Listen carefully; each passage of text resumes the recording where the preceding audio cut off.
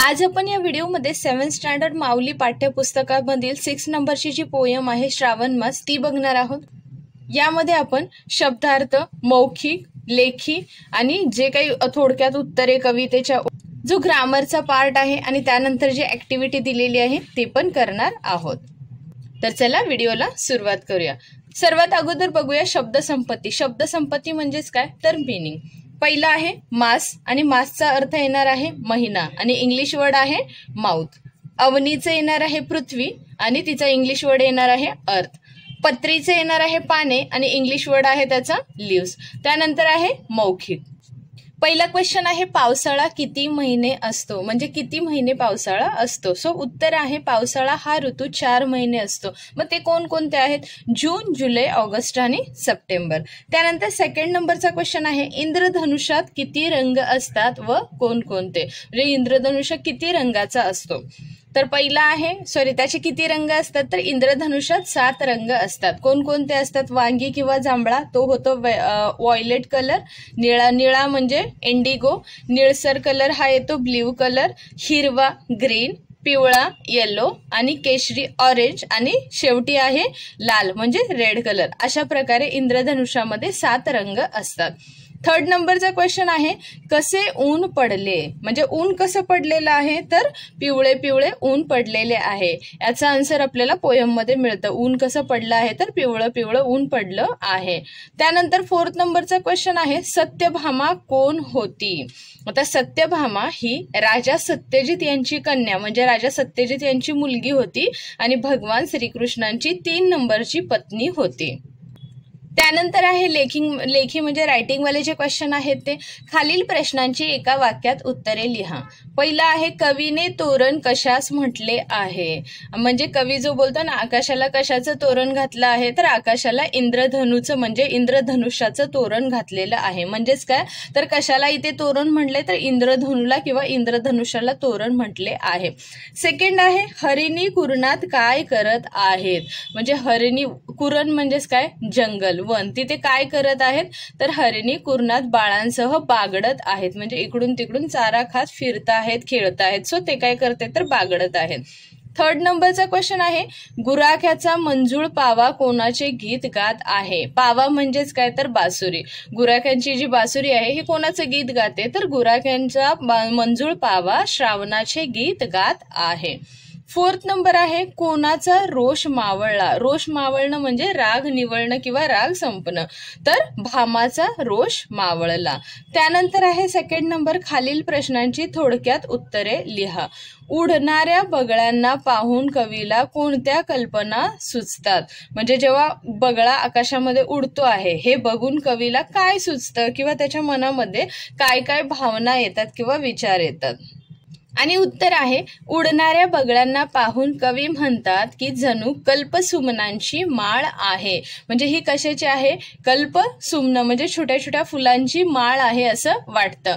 पृथ्वीवर उतरून ग्रहमोल एकमते नांदत आहेत। ग्रहमोल म्हणजे जे काही तारे आहेत, जे काही प्लॅनेट्स आहेत ते एकमताने नांदत आहेत, अशा कल्पना कवीला सुचतात। त्यानंतर सेकंड नंबरचा क्वेश्चन आहे श्रावण मासात पक्षी व प्राणी आपला आनंद कसा व्यक्त करतात, म्हणजे श्रावण मास चालू होतो त्यावेळेस पक्ष्यांना आणि प्राण्यांना कशा प्रकारे आनंद होतो।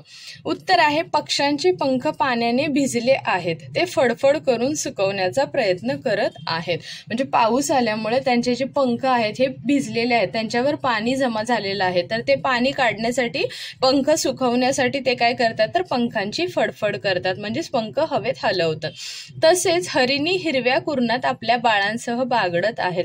त्याच प्रकारे हरिणी काय करतात, पक्षी तर झाले आपले पंख सुकवतात, पण प्राण्यांमध्ये कोणाचा उल्लेख केलेला आहे तर फक्त हरिणींचा उल्लेख केला। तर हरिणी काय करतात आपल्या बाळांसह कुरणांमध्ये म्हणजे फॉरेस्टमध्ये इकडे तिकडे फिरत आहेत, ह्या गोष्टीचा आनंद घेत आहेत। त्यानंतर आहे कवितेच्या ओळी पूर्ण करा। वरती भासेचं येणार आहे वरती बघता इंद्रधनुषाचा गोफ दुहेरी विणलासी मंगल तोरण काय बांधले नभो मंडपी कुणी भासी. सेकंड आहे फडफड करुणी भिजले अपुले पंख पाखरे सावरती सुंदर हरणी हिरव्या कुरणी निज बाळांसह बागडते.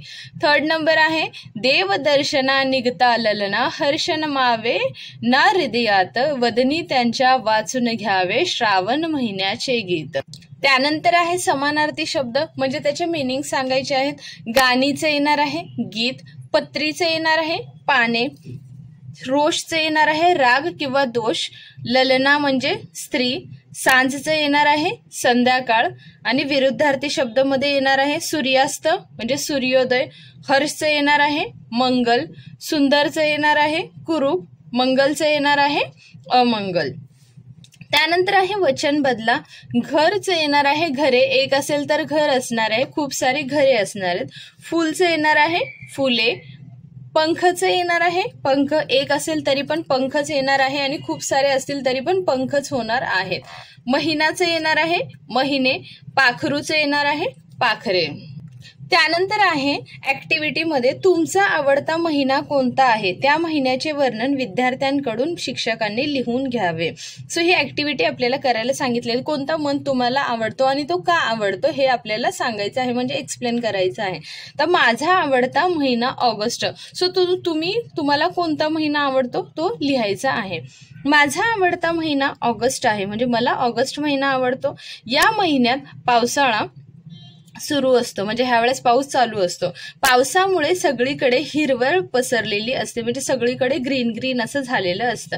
झाडांना नवी पाने येतात, फुले उमलतात आणि संपूर्ण निसर्ग ताजा तवाना होतो. आता पावसाचं पाणी पडल्यामुळे सगळीकडची झाडं कशी होतात तर हिरवी हिरवी होतात. मला पावसात छत्री घेऊन फिरायला खूप आवडते. कधी कधी मी आणि माझे मित्र पावसात भिजतो आणि आनंद घेतो. त्यानंतर आहे ऑगस्ट महिन्यात 15 ऑगस्ट म्हणजे स्वातंत्र्य दिन येतो आणि त्या दिवशी शाळेत ध्वजारोहण होतो म्हणजे जो झेंडा वगैरे फडकवला जातो त्याला म्हणतात ध्वजारोहण. रक्षाबंधन सण देखील याच महिन्यात येतो. त्या दिवशी बहीण भावाच्या हाताला राखी बांधते आणि रक्षाबंधन सुद्धा ऑगस्ट मध्येच येतो. त्या दिवशी काय करतात तर बहीण भावाच्या हातामध्ये राखी बांधते. तो सण खूप गोड असतो, घरामध्ये खूप आनंदाचे वातावरण असते. या सगळ्या कारणांमुळे मला ऑगस्ट महिना खूप आवडतो. अशा प्रकारे ही ऍक्टिव्हिटी तुम्हाला पूर्ण करायची आहे. आय होप तुम्हाला हा व्हिडिओ आवडला असेल. जर व्हिडिओ आवडला असेल तर चॅनेलला नक्की लाईक आणि सबस्क्राईब करा आणि भेटूया पुढच्या व्हिडिओमध्ये. तोपर्यंत बाय बाय.